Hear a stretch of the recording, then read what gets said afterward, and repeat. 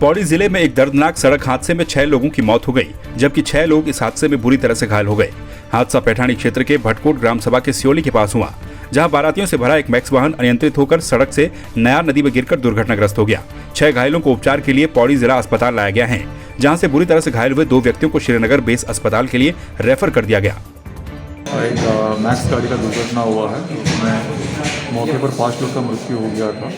सभी मृतकों को जो है वहाँ से पैठानी अस्पताल में फिर लाया गया, और जो घायल थे उनमें से 6 व्यक्ति जो है पाबो में आए थे।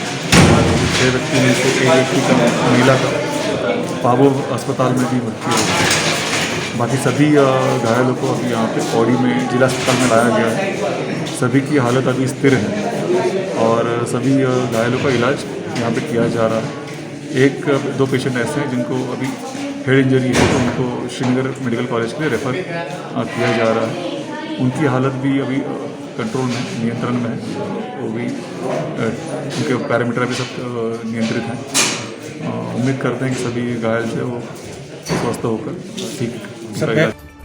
पौड़ी जिले के सतपुली दुधारखाल सिद्धखाल मोटर मार्ग पर टसीला के पास हादसा हो गया, जिसमें 11 लोग घायल हो गए। हंस अस्पताल सतपुली में आंखों के चेकअप के लिए जा रहे वरिष्ठ नागरिकों से भरा मैक्स वाहन जय हरिखाल विकासखंड के टसीला के पास सतपुली दुधारखाल सिद्धखाल मोटर मार्ग पर पलट गया। हादसे के बाद सूचना पर पहुंची पुलिस और SDRF समेत स्थानीय ग्रामीणों ने घायलों को खाई से बाहर निकालकर हंस अस्पताल सतपुली पहुंचाया, जहां सभी का उपचार किया जा रहा है। हरिद्वार पहुंचे मुख्यमंत्री पुष्कर सिंह धामी ने लक्सर से पूर्व विधायक संजय गुप्ता के दिवंगत भाई की श्रद्धांजलि सभा में भाग लिया। श्रद्धांजलि सभा में राज्यसभा सांसद नरेश बंसल, कैबिनेट मंत्री सौरभ बहुगुणा और गणेश जोशी भी शामिल हुए। इसके बाद सीएम धामी ने हरिद्वार स्थित डाम कोठी में व्यापारियों के साथ बैठक में भी भाग लिया। इस दौरान सीएम ने दावा किया कि इस बार 4 धाम यात्रा के लिए सरकार पूरी तरह से तैयार है। 4 धाम यात्रा को लेकर हम पूरी तरह से तैयार हैं और हमने पूरी तैयारी कर ली है। सड़क का हो, चाहे परिवहन का हो, चाहे पुलिस की व्यवस्था हो, पार्किंग की व्यवस्था, आवास संबंधी व्यवस्थाएं हो, ट्रैफिक हो, सभी क्षेत्रों में मैंने स्वयं 3-3 इसकी बैठकें ले ली है। हमारा पूरी तरह से पहले से हमारा मानस बना हुआ है कि आने वाले सभी लोग, यात्री, श्रद्धालु, पर्यटक ठीक प्रकार से आएँ और ठीक प्रकार से यात्रा करें, बिना किसी परेशानी के आएँ, बिना किसी परेशानी के जाएँ, सुगमता से उनकी यात्रा।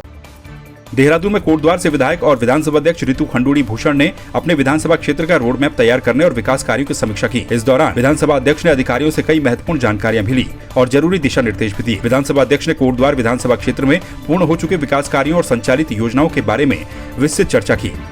ऊर्जा, पेयजल और शहरी विकास से बात हुई। शहरी विकास से मैंने स्पेशली मेंशन किया है कि हमें अपने ट्रेंचिंग ग्राउंड के लिए, STP के लिए जल्द से जल्द कार्रवाई शुरू करनी चाहिए। जहाँ तक पेयजल का है, जो कोटद्वार के लिए कोई प्रपोजल बना था पेयजल योजना का, या तो उसके तहत या जल जीवन मिशन जो अमृत 2.0 के नाम से आया है नगर के लिए, उसमें हमें कोटद्वार को किस तरह से जल्द लाभान्वित कर सकते हैं, इस पर बहुत अच्छी आज चर्चा हुई है। ऊर्जा विभाग है, उस पर भी आज डिस्कशन हुआ है और कोशिश ये की गई है कि कम से कम रोस्टरिंग हो। लाइट जाने का जो मुझे बताया गया 1-1.5 घंटा ही अब शायद लाइट जाएगी। कुछ लाइट के बिजली की स्थिति सुधरी है।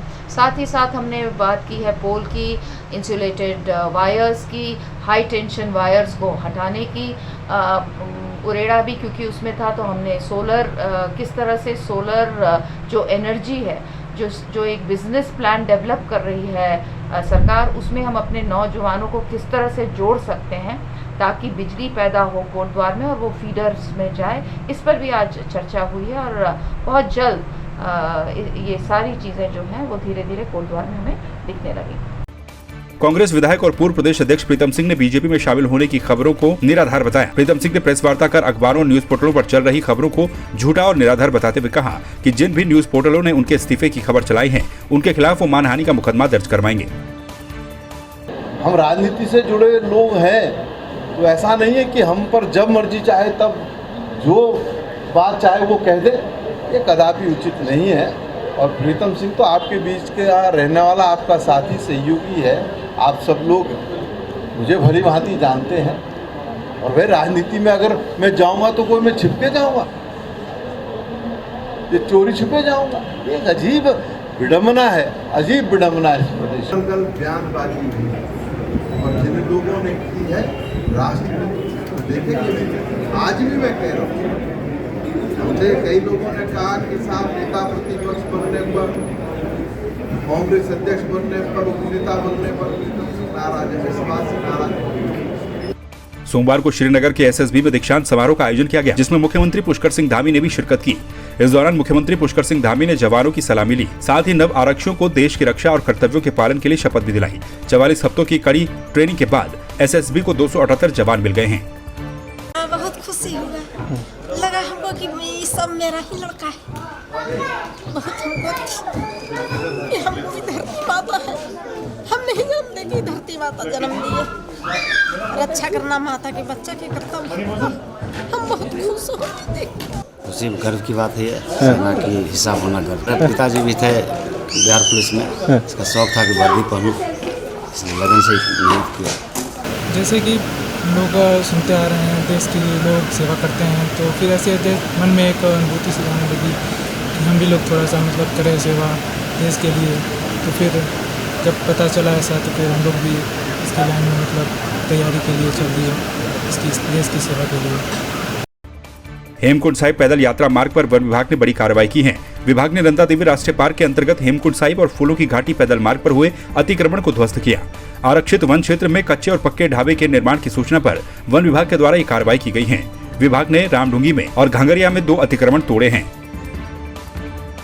देहरादून में तिब्बत के 11वें धर्मगुरु पंचेन लामा का 33वां जन्मदिन धूमधाम से मनाया गया। तिब्बती समुदाय ने केक काटकर उनका जन्मोत्सव मनाया। इस दौरान लोगों ने पंचेन लामा की दीर्घायु के लिए पूजा अर्चना भी की। इस मौके पर रीजनल तिब्बतियन यूथ कांग्रेस के महासचिव शिरिंग ने बताया कि तिब्बती बौद्ध धर्म न सिर्फ तिब्बत बल्कि सभी हिमालयन बेल्ट में मौजूद है। उन्होंने बताया कि हमारे तिब्बतियन बौद्ध धर्म में सबसे पहले विश्वगुरु दलाई लामा को माना जाता है, उसके बाद पंचेन लामा का नाम आता है।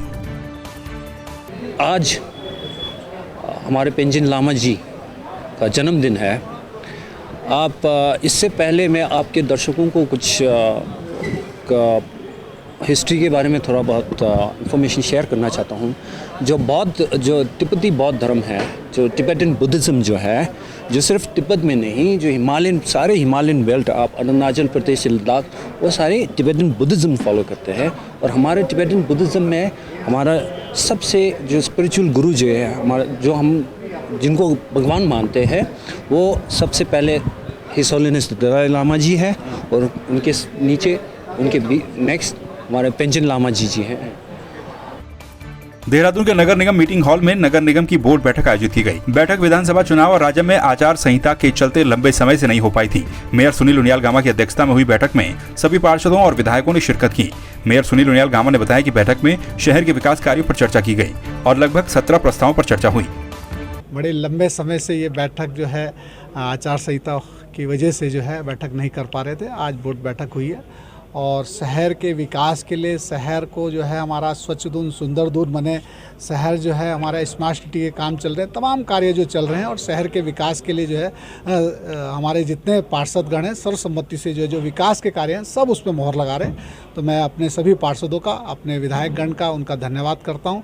अभी जो हमारा ये शीशमबाड़ा में जो हमारा एक प्लांट है, उसमें भी वहाँ के क्षेत्र के लोगों की समस्या है। उस समस्या को देखते हुए हमने माननीय मुख्यमंत्री से अनुरोध किया था, उसको भी यहाँ जो है बोर्ड में एक प्रस्ताव पास हुआ है कि इसको अन्य स्थान पे जो है इसको सरकार जो है ज़मीन हमें दे, तो हम अन्य स्थान पे इसको जो है शिफ्ट करेंगे। इसके लिए भी प्रस्ताव पास हुआ है। अभी कई विषय अभी और आने हैं। मुझे लगता है कि शहर के विकास के लिए, शहर में अभी हमने LED लाइटें जहाँ जहाँ नहीं लग पाई हैं उसके लिए भी सर्वसम्मति से पास हुआ है कि लगभग जो है 8000 कुछ लाइटें हमें और जो है लेनी है। तो देहरादून के प्रतिष्ठित ब्राइटलैंड स्कूल में 11 वर्षीय छात्रा के कोरोना संक्रमित पाए जाने के बाद स्वास्थ्य विभाग ने सभी स्कूलों को सख्त दिशा निर्देश जारी किए हैं। देहरादून के मुख्य चिकित्सा अधिकारी डॉक्टर मनोज उप्रेती ने बताया कि सभी स्कूल खुल चुके हैं और स्थिति सामान्य बनी हुई है, लेकिन ऐसी स्थितियों में भी सावधानी बरतने की आवश्यकता है। जिस स्कूल में छात्रा कोरोना संक्रमित पाई गई है, उस स्कूल को 2 दिन बंद रखने के निर्देश दिए गए थे और कोरोना गाइडलाइन का पालन करने की सलाह दी गई है। इसके साथ ही स्कूल में सैनिटाइजेशन करवाए जाने के भी निर्देश दिए गए हैं। देखिए, ऐसा है कि ये एक बच्ची आई है, कोरोना पॉजिटिव आई है, अदरवाइज़ वो ठीक है, कोई ऐसी दिक्कत की बात नहीं है। लेकिन ये है कि जिस तरह से स्कूल्स वगैरह खुल गए हैं और सब कुछ नॉर्मल हो गया है, तो ऐसी स्थिति में देखते हुए सबको जो है सावधानी तो बरतनी ही है, तो इस स्कूल को हमने अपने यहाँ से एडवाइजरी जारी कर दी थी कि भाई अपने यहाँ 2 दिन बंद रखें और सैनिटाइजेशन कराएं। तो अब मैं आज जो है लगभग सभी स्कूल जो हैं यहाँ पे उनके लिए एक एडवाइजरी जारी कर रहा हूँ कि भाई अपना जो है बच्चों को का मास्क वगैरह जो है इसको चेक करें और बीच बीच में सैनिटाइजेशन होना चाहिए। हरिद्वार में महंत रविंद्रपुरी क्रिएशन के द्वारा एक धार्मिक फिल्म का प्रोमो लॉन्च किया गया। कार्यक्रम में कैबिनेट मंत्री प्रेमचंद अग्रवाल और गणेश जोशी ने भी शिरकत की। वहीं इस दौरान कैबिनेट मंत्री प्रेमचंद अग्रवाल ने भी चारधाम यात्रा के लिए बेहतर व्यवस्था करने का दावा किया और कहा कि यात्रा में आने वाली श्रद्धालुओं को सड़क, पानी, शौचालय जैसी मूलभूत सुविधाओं को बेहतर करने का प्रयास किया जा रहा है। संघ के अध्यक्ष थे और अन्य लोगों द्वारा जब ये संज्ञान में लाया गया, अब आप देखिए जो 13, 14, 15, 16 यानी 4 दिन की छुट्टियों में जो जाम और भारी जो श्रद्धालु, यात्री, पर्यटक हमारे इस देवभूमि में पधारे थे, जिसमें आपके हरिद्वार, ऋषिकेश तमाम क्षेत्रों में आए थे, और उस समय देखने में अमूमन ये आया कि भीड़ के कारण यातायात में थोड़ी दिक्कतें आ रही थी और हमारे वो बच्चे जो स्कूल में पढ़ने वाले हैं वो उनके वाहन भी फंसे, वाहन की संख्या भी बढ़ी और बच्चों को भी दिक्कत हुई। तो मैंने अपने देहरादून के जो जिलाधिकारी हैं उनसे कहा है कि आप हमारे यहाँ जो जब तक यात्रा हमारे यहाँ संपन्न नहीं हो जाएगी तब तक हमारे उन बच्चों की छुट्टियाँ शनिवार को कम से कम कर दें। रविदास के पर निर्मित फिल्म के प्रोमो पर आने का मौका मिला और जब प्रोमो के कुछ चित्र में देख रहा था तो मन ये कर रहा था कि पूरी फिल्म देखी जाए। वास्तव में संत रविदास हमारे पिंडरा स्रोत थे, जिन्होंने शूद्र जाति में जन्म लेने के बाद भी समाज को एक दशा और दिशा बदलने का काम किया और यही कारण था कि 15वीं सदी के महान संतों में आप एक थे। आजादी के अमृत महोत्सव पर नरेंद्रनगर के पालिका मैदान में स्वास्थ्य विभाग के द्वारा ब्लॉक स्तरीय निःशुल्क स्वास्थ्य मेले का आयोजन किया गया। कार्यक्रम में मुख्य अतिथि क्षेत्रीय विधायक और कैबिनेट मंत्री सुबोध उनियाल रहे, जिन्होंने रिबन काटकर स्वास्थ्य मेले का उद्घाटन किया। इस मौके पर सुदूर ग्रामीण क्षेत्रों से महिलाएं और पुरुष मेले में स्वास्थ्य परीक्षण करवाने के लिए पहुंचे।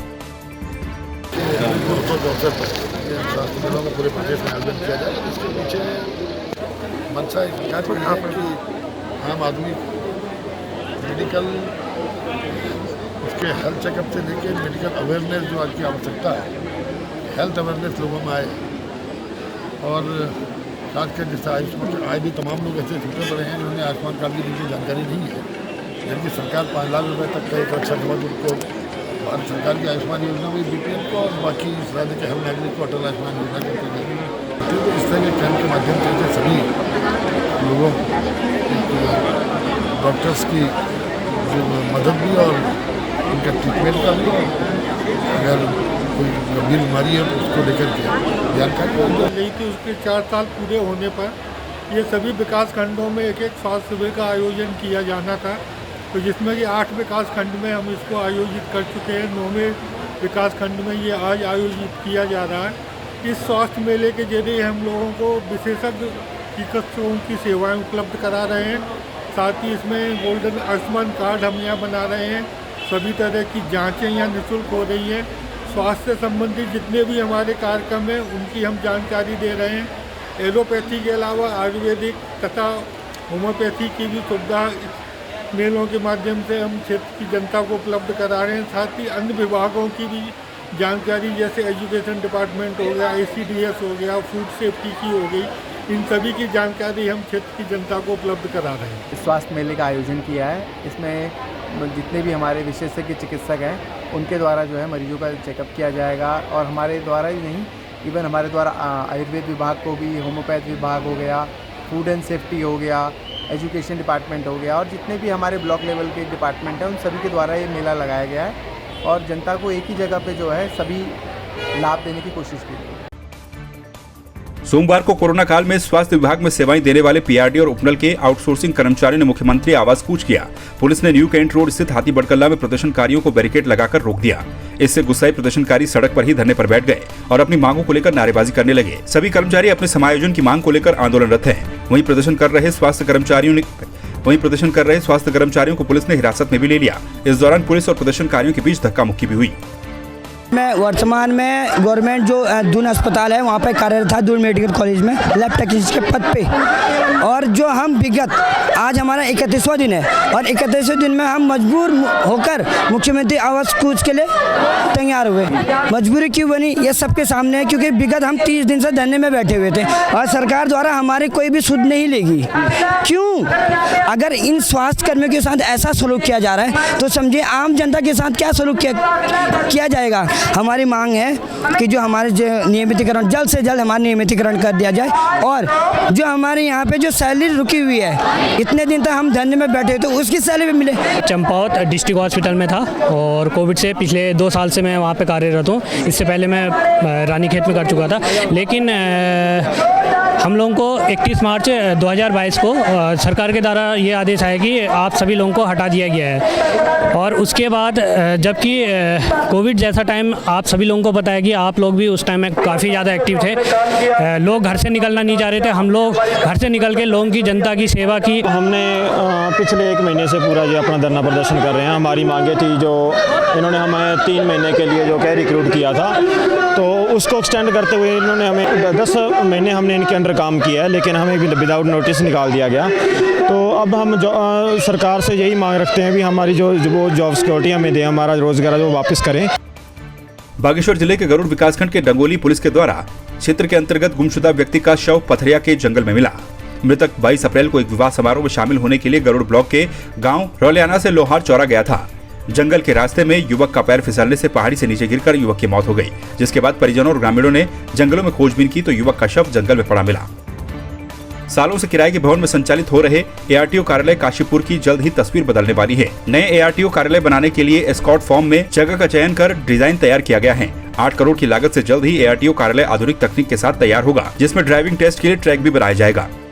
वर्तमान में काशीपुर उप संभागीय कार्यालय जो किराए के भवन में संचालित हो रही है और इसके लिए जो है प्रशासन के द्वारा ज़मीन मुहैया करा दी गई है और कार्यालय भवन ड्राइविंग टेस्टिंग ट्रैक के निर्माण हेतु कार्यदायी संस्था मंडी परिषद को नियुक्त किया गया है। कार्यालय भवन के अलावा ड्राइविंग टेस्टिंग ट्रैक का निर्माण किया जा रहा है, जहां पर वहीं पर जो भी चालक ड्राइविंग लाइसेंस के लिए आएंगे उनका ड्राइविंग टेस्टिंग ट्रैक पर ड्राइविंग टेस्ट लेके फिटनेस के लिए हर जिले में एक ऑटोमेटिक फिटनेस ट्रैक का निर्माण किया जाएगा, जो कि जिला मुख्यालय में होगा।